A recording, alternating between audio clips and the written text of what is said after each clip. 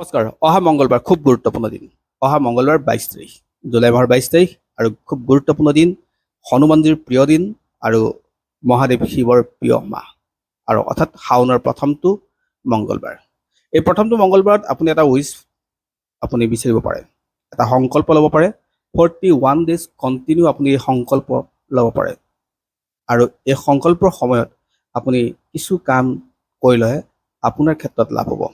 কৰিবলগীয়া কামটো এনেকুৱা ধৰণৰ, আপুনি ৰঙা কাপোৰ এখনত বহিব, ৰঙা আপুনি দ্ৰব্য আগবঢ়াব, ৰঙা ফুল হওক, ৰঙা মিঠাই হওক, আপুনি হনুমানজীৰ চৰণত আগবঢ়াই ল'ব আৰু চামেলি তিল জ্বলাব আৰু জ্বলোৱাৰ পিছত আপুনি এটা মন্ত্ৰ গাব আৰু সেই মন্ত্ৰটো হ'ল ওম হং হনুমতে নমঃ। ওম হং হনুমতে নমঃ। মই আকৌ এবাৰ কৈছোঁ, ওম হং হনুমতে নমঃ। এই মন্ত্ৰষাৰ আপুনি জপ কৰক আৰু কণ্টিনিউ 41 দিন, মংগলবাৰৰ পৰা আৰম্ভ কৰিব, 41 দিন পাঠ কৰিব। জীৱনৰ আপোনাৰ যিমান দিনে বাধা হৈ আছে সেই বাধাৰ অতিক্ৰম কৰিব পৰাকৈ আপোনাৰ শক্তি সামৰ্থ্য হ'ব।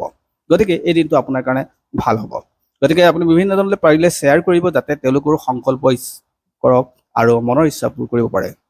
আৰু আপুনি যদি হনুমান ভক্ত, তেনেহ'লে আপুনিতো জয় শ্ৰীৰাম লিখিবই আৰু বিভিন্নজনলৈ শ্বেয়াৰ এইকাৰণে কৰিব, তেওঁলোকৰ জীৱনত যাতে উন্নতি আৰু প্ৰগতি হয়। ধন্যবাদ। পুনৰ অনেক ভিডিঅ'ত আপোনালোকক লগ পাম। সামৰিলোঁ আজিলৈ।